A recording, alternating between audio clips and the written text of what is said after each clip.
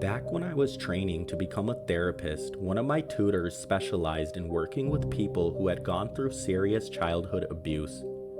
She had a lot of intense stories, but one in particular really stuck with me. She once worked with a man in his mid-40s who had been dealing with strong paranoia for most of his life. He truly believed his parents were sending people to spy on him and collect information that can ruin his life. He didn't trust anyone, and he thought they were all tracking his spending. He had gotten in trouble for stealing, and as part of the court agreement, he had to attend therapy.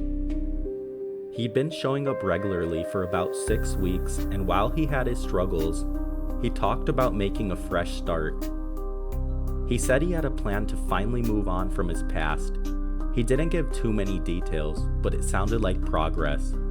My tutor said she was hopeful. Then one day, about a week later, he came in again, but something felt off. He looked tense and anxious, and he was carrying a large sports bag.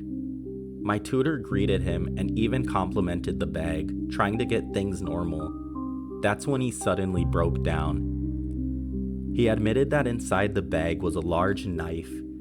He said he had a plan to hurt everyone from his old life, starting with his therapist. She had been so kind to him that it made it harder for him to go through with it.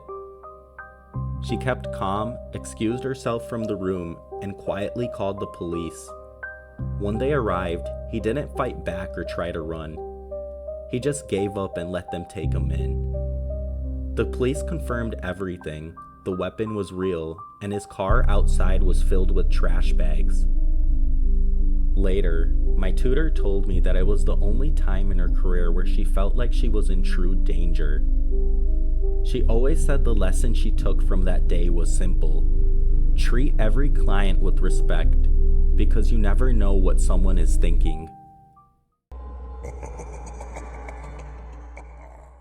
Back in grad school, one of my first cases was a referral from a school. They wanted a student tested for possible reading issues. The parents brought their child to the clinic for their first appointment. While the kid played games with another grad student in the lobby, I sat down to talk with the parents. The very first thing they asked me was, "Can you tell if our daughter is going to become dangerous when she's older?" The mom immediately started crying. The dad said they were scared of their 8-year-old daughter. He explained that their entire family had to follow a strict set of rules, all made by her. If anyone broke a rule, she would act out and make them pay for it in different ways. They also brought in some of the books she made.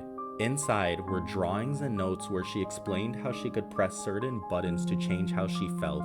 But every emotion she listed was negative: sad, angry, hateful, lonely. Nothing good. That alone was disturbing. But then they told me something much worse. Their daughter had tried to harm her younger brother by using his nut allergy. She had taken nuts from school, crushed them up, and rubbed the powder into the carpets at home. He ended up in the ER twice before they realized she was the one who did it. At that point, I got really concerned. I called my professors right away for guidance. I finished the evaluation, and it led to the child being given a formal diagnosis. The family also qualified for serious support and in-home therapy after that. I still think about this case from time to time. I don't know what happened to her after I graduated, but by now, she'd be a teenager. A good friend of mine is married to a woman who works as a psychologist in a well-known prison. Her job involves meeting and working with some truly dangerous people. She's always been fascinated with criminal minds. Before she's assigned to a case, she's given background details like court records, interviews, and anything else that might help her understand who she's truly dealing with. She's listened to crime scene recordings, heard chilling confessions, and handled some seriously dark cases. She's known for being calm and fearless, and she enjoys studying people that most of us would be afraid to even look at. But there was one case that really shook her.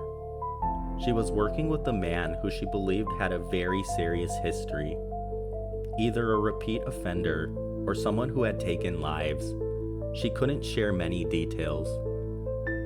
What she did say was that he had a certain type of victim, and unfortunately, she fit that type. After a few sessions, he began acting differently around her. He started trying to connect with her on a personal level, asking questions about her life and trying to get to know her. Then, he began writing her letters, drawing pictures, and even trying to give her small gifts.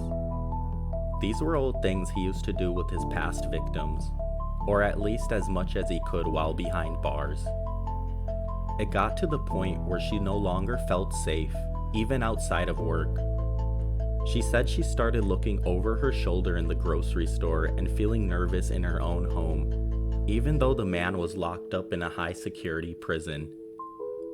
She said the fear didn't come from anything he said, it was more of a feeling, like she was being hunted, a quiet, heavy kind of fear that wouldn't go away.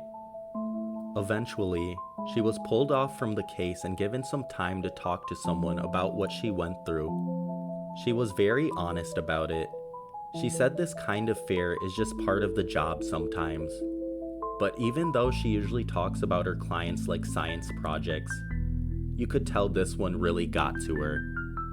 And just to be clear, those letters and gifts, she always turned them down right away. She never crossed any lines, and from what I understand, some of it was stopped by staff before it can even reach her. It's been about 10 years, and I still think about that story often.